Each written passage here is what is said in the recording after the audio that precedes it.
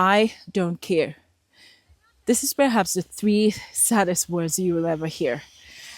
And it is incredible how we've gotten to this stage in life where I don't care is everybody's motto, basically. Almost everyone lives by I don't care, I do whatever I want. And it doesn't matter who is in my way, I'm just going to step on everybody and to hell be with it, right? So I decided to make this video because I think we should go back to when we used to care. It is quite sad to think that many people nowadays are just going through life not caring about what anybody's doing, you know. So a friend is in need, it's not my problem. Who cares? Let somebody else fix it. A stranger asks for help. Hey, who are you? I don't know you. Someone else can take care of that problem. It's not my problem. But when did we actually get to this point? We as humans, we are fundamentally people who seek interactions, people who seek bonding, you know, and we can see that in every aspect of society. Once upon a time, in order to survive, right, we were out there in the wild and it was survival of the fittest. And we still see it going on today with animals. The strongest group wins usually. The strongest people are chosen oftentimes to form communities, while the weak are oftentimes put aside.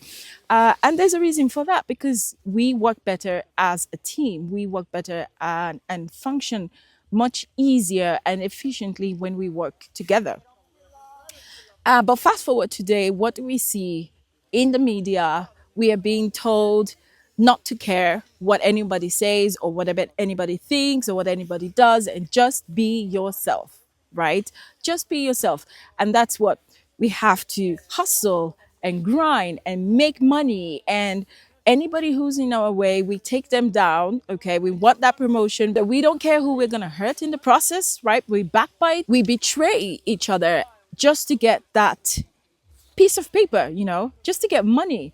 And all for what? All just so that we can buy and buy and buy. Because nowadays, apparently, we can buy happiness, right? So, what makes you happy? Going on a trip like this one, perhaps, will make you happy. So, yeah, you need money for that, obviously. Buying clothes, buying shoes, homes, dresses, you name it. We are just buying and buying.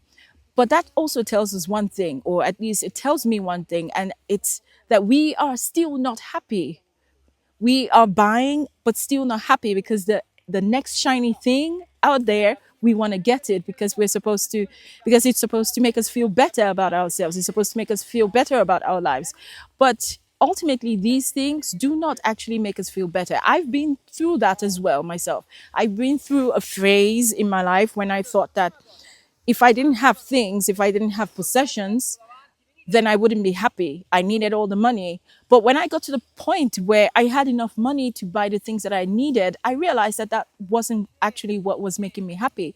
What made me happy were the connections that I was making, the interactions with my family, with my friends, with people around me, my clients. You know, I teach English as a second language, and the my ability to be able to get through to someone and get something into their heads, right? That for me was ultimate joy, was pure joy, not the thing that I bought yesterday, not the shoes that I bought yesterday. And so I think that we have to find a way to come back together, to connect with each other. We have to find a way to start caring. I feel this way strongly. And this is one of the reasons why I started this channel, because I want to find a way to care for other people, not just for me.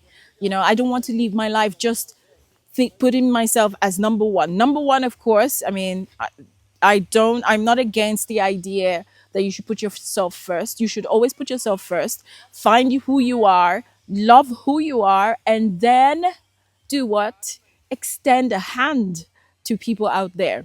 So recently, there was someone who dropped a comment on one of my videos, and she had written a very long statement, and she had said something like, "I'm thinking of ending it all." And I think it was about 10 minutes later or a few minutes later, someone else responded immediately to that message and, you know, lent a listening ear, so to speak, and gave a little bit of a push, a little bit of an encouragement, and this person responded, and you could tell that this person needed to hear that encouragement. This person said that they didn't have anyone in their life, they didn't trust anybody. Most people always left them behind, and so she was thinking of just ending it all once her cats, you know, went away.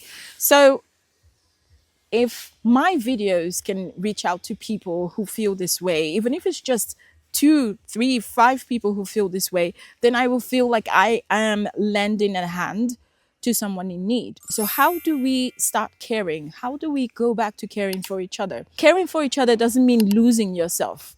It doesn't mean forgetting who you are and not putting yourself first. No, it absolutely doesn't mean that. It means that you put yourself first so much, you care about yourself so much that you care about the person next to you, that you can put yourself in their shoes and imagine, if it were me, how would I feel in that situation? If it were me who needed help, would I help myself? Would I appreciate someone helping me? So the first thing I think that we should do is we should give a little help here and there. It doesn't have to be something major. It doesn't have to be something big. It doesn't have to be directly. It can be indirectly. But whatever it is, if we are in a position to help people, then we should. So that's the first way I think that we can get back to caring about each other. The second thing I think we should do is we should listen, you know.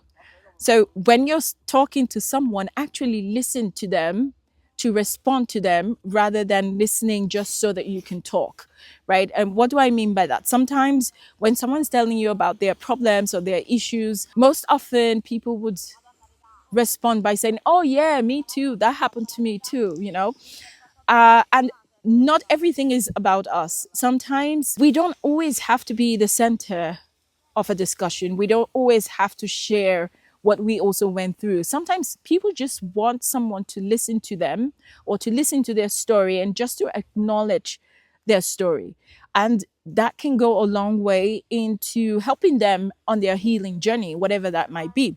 So just listen, acknowledge, and let that person know that you are there for them. Another thing that we need to do is we need to practice empathy.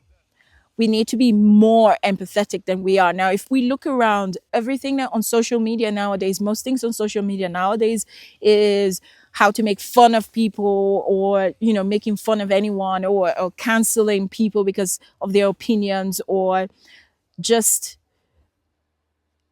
a lack of empathy for the next person. It's just about me, me, me, me, me, and that makes me so sad, to be honest. That makes me so sad. So I think that we should practice a little bit of empathy. So empathy is listening with the ears of the other person, seeing with the eyes of the other person, and putting ourselves in the shoes of the other person, and just thinking about how we would feel if we were in that person's circumstances. So today, I would like you guys to think about one little way you can offer empathy to somebody. Maybe it's a hug. Some people just need a hug. A simple thank you here and there, a simple please here and there can just make somebody's day. You never know. Someone might be so depressed, they would wake up in the morning, maybe thinking bad thoughts, get out there, and just someone like you smiling at them can make a whole difference in their life. So, are you going to start caring? Are you going to be empathetic towards someone else? Let me know. I'd love to hear from you. Until the next video, ciao.